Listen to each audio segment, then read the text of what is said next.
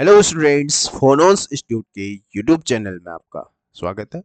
आज की वीडियो में डिस्कस करूंगा एक new book that is waves and oscillation में first unit simple harmonic oscillations. ठीक है, in previous video I am discussing question till 5. Now this video start from question number 6. Okay, now question number 6 is that the distance covered by a particle executing simple harmonic motion in one time period is equal to. ठीक है ना?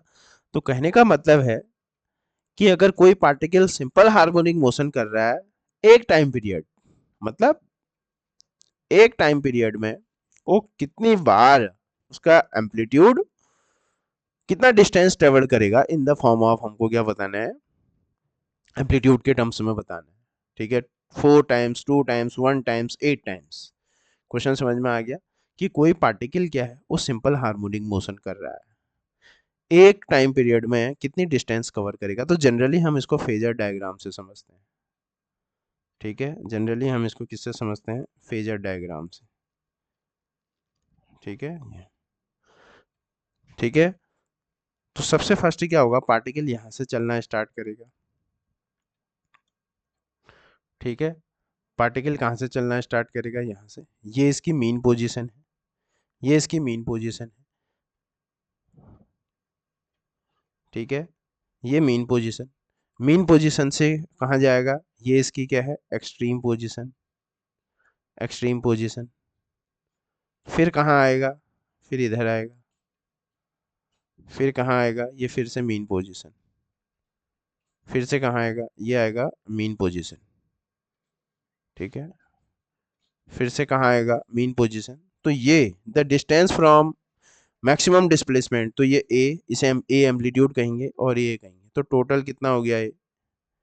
ये 2a हो गया। Similarly फिर क्या होगा? Similarly फिर से ये है मीन पोजीशन से, फिर ये एक्सट्रीम पोजीशन में आएगा। ये क्या है? Extreme position. और फिर एक्सट्रीम पोजीशन से फिर से मीन पोजीशन में आएगा,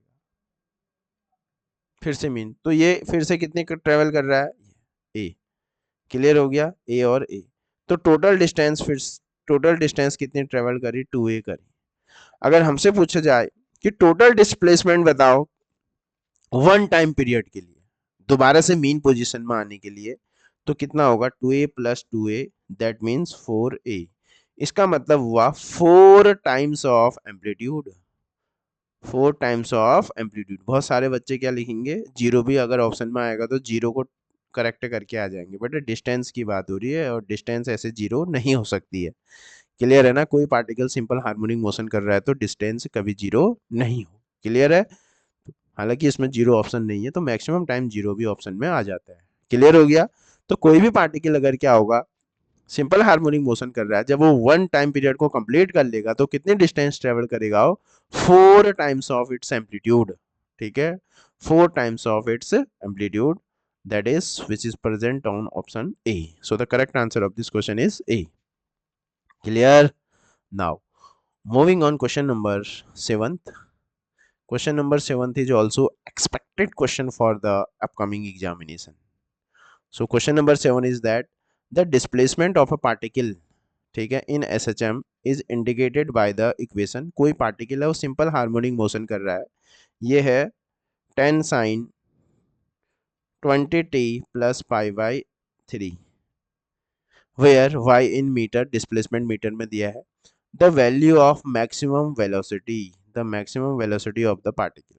तो मैक्सिमम वेलोसिटी की बात कर रहा है, तो मैक्सिमम वेलोसिटी के लिए हमको क्या करना पड़ेगा? इसको दो बार डिफरेंशिएट करना पड़ेगा। ठीक है, या हम ये जानते हैं, हमारे पास अगर हमारे पास इक्वेशन होती थी A sine omega T plus phi not, ये जनरल इक्वेशन है। तो यहाँ पर हमारे पास इसको जब हम एक बार डिफरेंशिएट करते थे तो इसी फॉर्म में है, तो ये D x upon D T कितना आता था? ये आता था ओमेगा, ये आता था A square minus Y square. This is the required expression for the velocity of a particle executing simple harmonic motion. ये हमारे पास एक्सप्रेशन आता है, ठीक है। ऐसे भी आ जाएगा और इधर से भी आ जाएगा, दोनों से आंसर आ जाएगा। Where A is the amplitude और Y is the displacement from the mean position. Clear है। अब देखो हमारे पास क्या कहता है कि मैक्सिमम वेलोसिटी की बात कर रहा है, तो हमारे पास क्या होगा फॉर मीन पोजीशन, ठीक है। मीन पोजीशन में हमारे पास क्या होगा, वाई डिस्प्लेसमेंट जीरो होगा, तो डिस्प्लेसमेंट होगा तो उसी समय क्या हो जाएगा, वेलोसिटी भी मैक्सिमम हो जाएगी, ओमेगा ए। मैक्सिमम वेलोसिटी कब होगी, ओमेगा इंटू ओमेगा ए होगी। क्योंकि अगर हम एक्सट्रीम पोजीशन की बात करेंगे, एक्सट्रीम पोजीशन में क्या हो जाएगा, एक्सट्रीम पोजीशन में y equal to plus minus A हो जाएगा, तो यहाँ पर हमारे पास एक्सट्रीम पोजीशन में जो वेलोसिटी होगी वो क्या हो जाएगी, जीरो हो जाएगी। तो हमसे मैक्सिमम की बात पूछ रहा है, तो मैक्सिमम वेलोसिटी की बात कर रहा है, तो मैक्सिमम वेलोसिटी कहाँ होगी पार्टिकल की, जब वो क्या कर रहा होगा, मीन पोजीशन में होगा,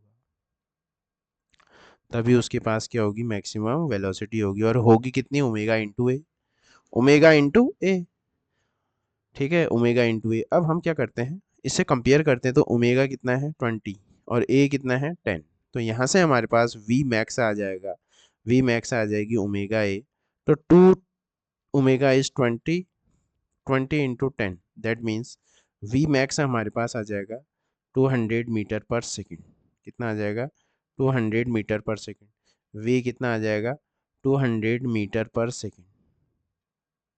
200 meter per second is the correct answer of this question. Okay, तो कैसे करना है ये पता है, होना चाहिए आपको, ठीक है। तो 200, तो ये 100 नहीं, 150 नहीं, 200 meter per second which is present on option C. So the correct answer of this question is present on option C, that is 200 meter per second. 200 meter per second. तो इस तरीके के भी क्वेश्चन क्या है, एग्जाम में आने के प्रोबेबिलिटी है। Clear. Now question number 8 is that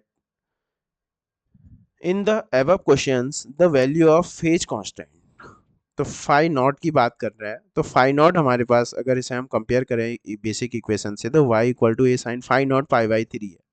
pi by three कितना है, कितना आ रहा है, कितना फेज है, pi by three, 180 by three means ये आ जाएगा 60 डिग्री आ जाएगा, कितना आ जाएगा 60 डिग्री, ठीक है। So the correct answer of this question is present on option C, that is 60 degree.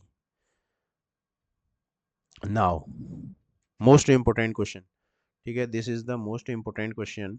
ये 100% इस तरीके का क्वेश्चन एक अल्टीमा आ चुका है, ठीक है ना, इस तरीके का क्वेश्चन एलटी 2015 में पूछा गया है। तो क्वेश्चन क्या है देखो, when two displacement represented by, दो डिस्प्लेसमेंट है हमारे पास, y1 equal to A sine omega T और y2 equal to B cos omega T. ये हमारे पास क्या है, दो डिस्प्लेसमेंट के इक्वेशन है। These are the displacement equation of a two wave. Superimpose, superimpose का मतलब देयर एनर्जी गेट रिडिस्ट्रीब्यूटेड, कहीं पे कम और कहीं पे ज्यादा, तो इनके सुपरपोजिशन से क्या होगा, एक नई वेव बनेगी।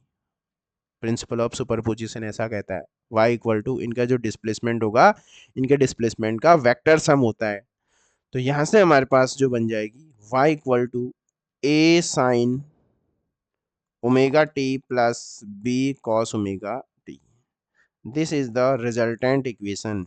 ये क्या है, this is the resultant equation, resultant displacement equation है। This is the resultant displacement equation of two wave. तो हमसे क्या पूछ रहा है, एम्पलीट्यूड के बारे में बात कर रहा है कि एम्पलीट्यूड कितना होगा इसका, तो we have to find out the, और ये एम्पलीट्यूड हमको फाइंड आउट करना है, ठीक है। तो एम्पलीट्यूड कैसे हम फाइंड आउट करेंगे, तो this is the most important question for the upcoming examination. Amplitude find out करने के लिए हमको क्या करना है, देखो y1 इक्वल टू क्या हमारे पास a साइन ओमेगा टी है, इसको तो ऐसे ही रखते हैं। एम्पलीट्यूड निकालने के लिए फेज सेम होना चाहिए। फेज क्या कहेंगे, साइन के बाद जो भी क्वांटिटी होती है उसको फेज बोलते हैं। ये क्या है, b cos ओमेगा टी, ठीक है। तो यहाँ साइन है और यहाँ cos है, तो ऐसे कंपेयर नहीं कर पाएंगे, तो y2 can be written as b, इसको हम साइन के टर्म में लिख सकते हैं, साइन 90 प्लस थीटा, ठीक है। तो आगे पीछे कर देते हैं, ये आ गया 90 प्लस क्या आ जाएगा थीटा हमारे पास। तो अब दोनों का, अब इन दोनों इक्वेशन को बड़े ध्यान से देखो। अब इनमें क्या हो चुका है, ये फेज सेम, ठीक है, साइन साइन एंगल सेम हो चुका है। तो अब हमको क्या फाइंड आउट करना है, phase delta, delta five find out करना है। यह हम कैसे फाइंड आउट करेंगे, omega T plus pi by to में से माइनस कर देंगे इनिशियल फेज को ओमेगा टी प्लस जीरो, तो ये कैंसिल हो गया। तो डेल्टा फाई या इसको फाई इक्वल टू बोल सकते हैं हम, ये कितना आ गया, पाई बाई टू आ गया। फेज डिफरेंस कितना आ गया, पाई बाई टू आ गया। अगर phase difference pi by two आ गया तो इसका मतलब ये कुछ इस तरीके की कहानी है, ये ए है और ये बी है, ठीक है। तो इनका रिजल्टेंट एम्पलीट्यूड हमको फाइंड आउट करना है। तो हमको बहुत अच्छे से पता है, when two vector are at an angle theta then their resultant can be find out by, ठीक है, then their resultant is given by resultant amplitude equal to under root A square plus B square plus two A B cos of theta. और यहाँ theta कितना है, 90 है, 90 है तो ये पूरा टर्म गायब हो जाएगा। तो यहाँ से हमारे पास जो रिजल्टेंट एम्पलीट्यूड आएगा वो कितना आएगा, a square plus B square. Resultant amplitude कितना आएगा, a square under root A square plus B square, under root A square plus B square is the correct answer of this question. This is the resultant amplitude. हमेशा याद रखो, अगर दो equation दिए हैं हमको, एक साइन में दिया है कॉस में दिया है, तो आंख बंद करके याद रखो कि जो उनका रिजल्टेंट एम्पलीट्यूड आता है हमेशा under root A square upon A square plus B square आता है, where A is the amplitude of first wave and B is the amplitude of second wave, ठीक है। तो अब क्वेश्चन को ऑप्शंस पढ़ते हैं। तो सिंपल हार्मोनिक तो होगा ही, with amplitude a upon b नहीं आ रहा है, simple harmonic with amplitude under root A square plus B square, ठीक है। So the correct answer of this question is present on option B. B answer क्या है, करेक्ट है। इसका सिंपल हार्मोनिक मोशन है और उसका एम्पलीट्यूड कितना आ रहा है, ए स्क्वायर प्लस बी स्क्वायर का ये अंडर रूट आ रहा है। क्लियर हो गया। So the correct answer of this question is present on option B. Another option को भी चेक कर लेते हैं, ए प्लस बी है नहीं और ये सिंपल हार्मोनिक मोशन होगा, नॉट लिखा है, तो ये भी क्या हो जाएगा, रॉन्ग हो जाएगा, ठीक है। So the correct answer of this question is present on option B. This is the most important article, ठीक है, which was also asked in NEET examination, ठीक, and also asked in LT 2000 में भी 18 में आया हुआ क्वेश्चन है। इसको अभी डिस्कस करेंगे, वो भी मैंने PDF में क्वेश्चन लिखा होगा। क्लियर, समझ में आ गया किस तरीके से करना है। सबसे फर्स्ट हमको we have to make the same angle same बनाना है हमको, ठीक है। साइन साइन साइन साइन होना चाहिए, साइन कॉस नहीं होना चाहिए, ठीक है। Now moving on question number 10। देखो क्वेश्चन नंबर 10 जिसकी मैं बात कर रहा था अभी, question number 10 which is asked in UK triple SC, ठीक है, LTPYQ 2018 का क्वेश्चन है, ठीक है, उत्तराखंड सहायक अध्यापक 2018 में ये क्वेश्चन पूछा गया है। तो सिमिलरली इसी कॉन्सेप्ट पर ये बेस्ड है। The simple harmonic motion is given by y equal to 3 sine omega T, ठीक है। तो y equal to 3 sine omega T plus 4 cos omega T, ठीक है। अब हमको सबसे पहली बात तो क्या है, यहाँ साइन दिया है कॉस दिया है, प्रीवियस उसमें मैंने बताया था कि जो रिजल्टेंट एम्पलीट्यूड आता है वो कितना आता है, ए स्क्वायर प्लस बी स्क्वायर का क्या आता है, रूट आता है। तो आप डायरेक्ट वैल्यू पुट करिए, बार बार उतना करने की जरूरत नहीं है। ए मतलब 3 का स्क्वायर और बी मतलब सेकंड वाले का स्क्वायर। तो यहाँ से क्या आ जाएगा, 9 प्लस 16, ठीक है। ये आ जाएगा 9 प्लस कितना आ जाएगा 16, ये 9 प्लस 16 कितना हो जाएगा 25 आ जाएगा। तो जो रिजल्टेंट एम्पलीट्यूड है वो कितना आ जाएगा, 5 आ जाएगा, 5 मीटर, ठीक है। तो always remember that when the waves are given in the opposite phase, first you convert into the same phase, either you learn direct formula R equal to A square plus B square का whole under root, ठीक है। तो maximum लोग यहाँ क्या करेंगे, 3 plus 4 7 लिख के आ जाएंगे। तो 7 तभी होगा जब यहाँ पर भी क्या होगा, साइन होगा, ठीक है। तो यहाँ साइन और कॉस होगा। तो generally this is the principle of superposition problem. In this case we have to make first both the phase are same, then we have to solve out the its amplitude. तो which is after solving which is comes under root a square plus b square का under root, ठीक है। तो answer 7 नहीं होगा, और 7 भी option में दिया रहता है, एग्जामिनर सब सोचता है कि आप क्या सोच रहे होते हैं, ठीक है। So the correct answer of this question is not 7, that is 5। Clear? तो these 6 questions are most important question for the upcoming examination.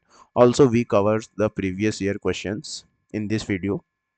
So these questions definitely for you, very helpful for you, ठीक है। Also mention your experience, how would your experience with me and with this series, ठीक है। और if you have any doubt to definitely discuss doubt in your put your doubt on comment box, okay। Thank you।